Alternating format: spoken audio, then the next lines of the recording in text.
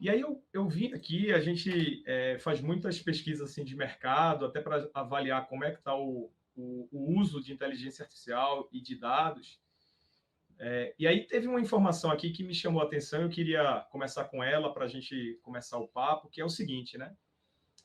Segundo a Forbes, no ano de 2019, foi gerado um volume de dados maior no ano de 2019 do que todos os dados gerados em toda a história da humanidade. Ou seja, em um único ano, a gente gerou mais informação, mais dados, do que em toda a história da humanidade.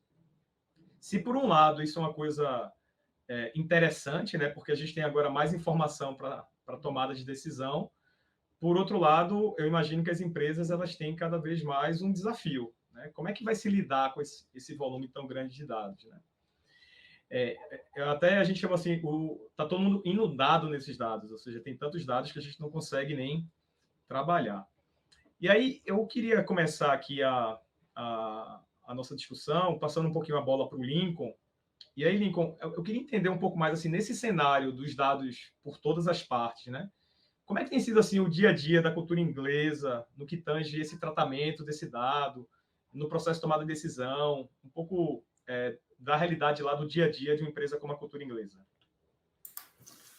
Bom, Rodrigo, bom, o que você colocou é bastante verdade, né? Hoje em dia a gente tem um cenário muito complexo por conta do volume de informações, e o mais complexo é que dentro desse volume de informações e consumidores, todos querem ter uma experiência única, né? É o que está hoje em dia na moda, a experiência do consumidor. Então, ele é um em 1 zilhão, e ele quer ter uma experiência única. Como é que a gente lida com isso na cultura? Como é que a gente tem lidado com isso na cultura? Sendo bem objetivo e conciso, é investimento em tecnologia e fomentação de uma cultura driven, né, orientada por dados. Para pavimentar um pouco mais aí a via da nossa discussão, eu gostaria de falar um pouquinho sobre a cultura, até para contextualizar um pouco essa minha primeira resposta. A cultura inglesa é uma instituição de ensino de inglês, foi fundada em 1934, então 87 anos de atuação, é uma atuação nacional, e a cultura ela é tida como uma empresa tradicional, não com a conotação negativa de antiga, conservadora, mas no sentido de ter tradição no ensino com qualidade. E a cultura inglesa ela sempre foi tecnológica. Para você ter uma ideia, na década de 90, eu morava na Inglaterra, eu morei na Inglaterra e eu tive a oportunidade de conhecer, estudar em algumas escolas. E, na época, os recursos nessas escolas eram bastante limitados, né? Mesmo estando em Londres, eram recursos limitados. Era fotocópia de livro, de material didático, fita cassete, para quem se lembra, né? Fita cassete de áudio, de vídeo, enfim. No final da década de 90, mais precisamente em 1999, eu voltei então para o Brasil e comecei a trabalhar na cultura inglesa em Campinas.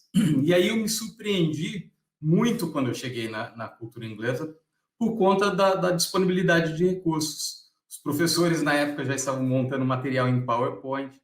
Hoje, né, parece algo assim, né, o que PowerPoint, mas na época era tecnologia de ponta na sala de aula. A gente já fazia uso de projetor de vídeo. Enfim, o que eu estou tentando dizer é que a cultura inglesa, assim como provavelmente muitas outras empresas do segmento da educação, sempre prezou por tecnologia. Só que o peso sempre foi maior no core business, que é o ensino. A estrutura de atendimento, estrutura de vendas, não que tenha sido ignorada, mas na época o cenário era mais controlado, mais previsível, né? Você trabalhava no início do ano para fazer matrícula e dar aula no primeiro semestre, a mesma coisa no meio do ano para atuar no segundo semestre. E muitos dos nossos clientes, alunos, pais de alunos e até interessados, né, novos alunos, eles mesmos nos procuravam. Então, a gente tinha fila nas nossas secretarias. A pessoa ia lá fazer a matrícula. Só que aí, no ano de 2000, né, a partir do ano de 2000, a gente tem a ascensão da internet e tudo que veio com ela. Aplicativos, redes sociais, novos serviços, Google. E aí começa uma transformação, um movimento de transformação no comportamento do consumidor.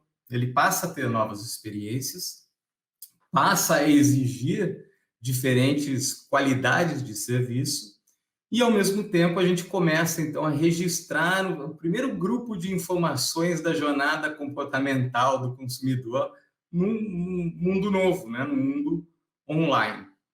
Agora, a evolução da internet até é interessante, se você pensar, é muito difícil você voltar e entender quando é que aconteceu o cenário que a gente tem hoje, né?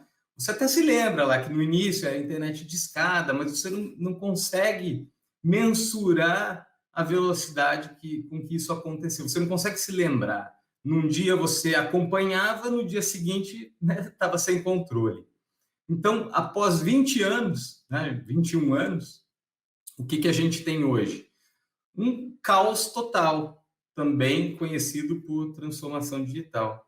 E se esses 20 anos já não fossem o suficiente, recentemente nós tivemos o evento da pandemia, que inclusive o próprio Silvio Meira, né, ele sugere que, por conta da pandemia, a transformação digital foi acelerada em 6 anos, aproximadamente. Então, não são 20 anos, são mais anos de transformação. Então, como é que a gente lida com tudo isso? E aí eu volto, né, no início lá da minha resposta, com tecnologia. Você hoje precisa de ferramentas que te possibilitem gerir as informações da sua empresa, os seus contatos, ferramentas que te possibilitem armazenar dados, segmentar dados, analisar dados, e aí entram a inteligência artificial, machine learning, etc. Porém, o mais importante, na minha opinião, e na opinião de muitas outras pessoas com quem eu converso, é você adotar uma postura mais científica, uma postura mais orientada por dados. De nada adiantaria você ter uma base de informações com análises feitas e não confiar no dado. Então, eu acredito que a postura, juntamente com todo esse paramental tecnológico, é a solução para você conseguir dar conta de um volume muito grande de informações que nós temos hoje. Bacana, Lincoln. Gostei muito aí do teu ponto, principalmente porque a gente fala muito de tecnologia, mas quando você traz também essa questão cultural, né? Porque no final a gente está querendo atender melhor o cliente, né? Então a inteligência artificial é uma ferramenta para isso, né?